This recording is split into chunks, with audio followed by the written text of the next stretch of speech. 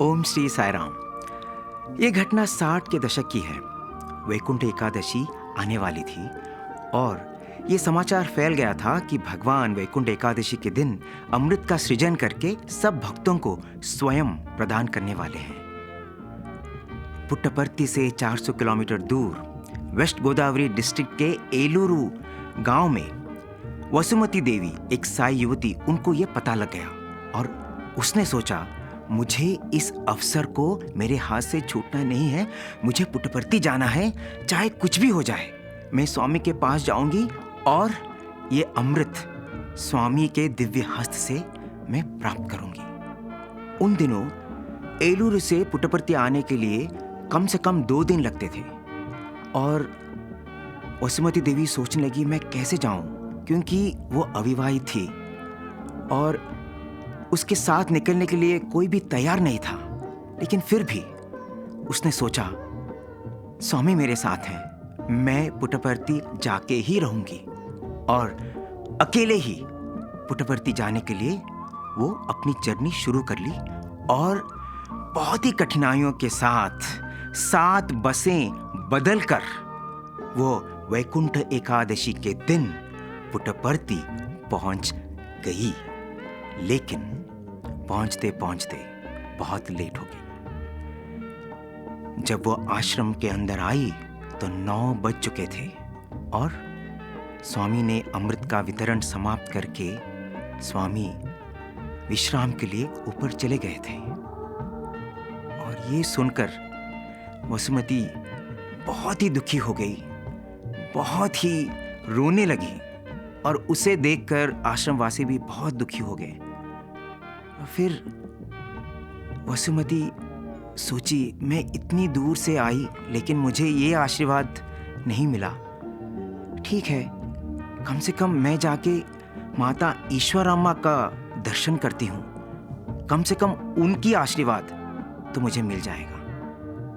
तो वो मदर ईश्वराम्मा के पास जाती है और उसे देखते ही माँ ईश्वराम्मा बहुत ही चिंता के साथ पूछती है, अरे मेरी बच्ची, तुम इतनी देर क्यों की?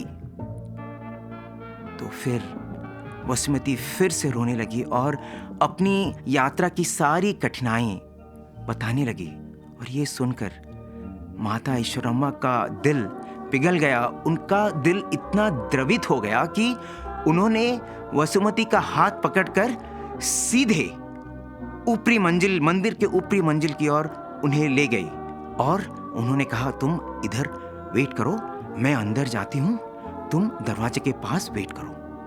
और वो अंदर गई और स्वामी के पास जाकर वो बोली, स्वामी, वो एलूरू पापा, वो जो एलूरू का जो बेटी है, वो बहुत ही मुश्किल से 7 बसें बदल कर अब ही पुट्टपर्ती आ पाई स्वामी। फिर स्वामी ने माता ईश्वराम्मा के मुख पे वो जो करुणा, उसको देखकर स्वामी ने कहा, तो उसने तुम्हें सिफारिश करने के लिए भेजा है क्या? तो फिर माँ ईश्वराम्मा ने कहा, ऐसा कुछ भी नहीं स्वामी, उसकी कठिनाई, उसकी मुश्किलें सुनकर मेरा दिल में दया आ गया स्वामी, मैं ही उसका हाथ पकड़कर इधर ले आई। तो फिर स्वामी ने कहा, ऐसा है, ठीक है, ये बोतल ले लो, इसमें अमृत है, तुम ही जाकर इसे अमृत दे दो। तो तुरंत माता ईश्वराम्मा ने इनकार कर दिया और कहा, स्वामी, ऐसा कैसे हो सकता है स्वामी?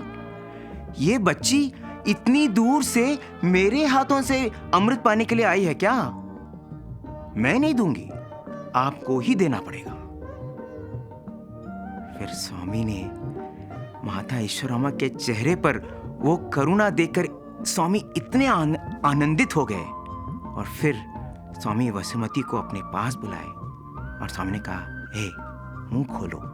और फिर स्वामी खुद अपनी दिव्य हस्त से वसुमती के जीभ में वो अमृत डाला।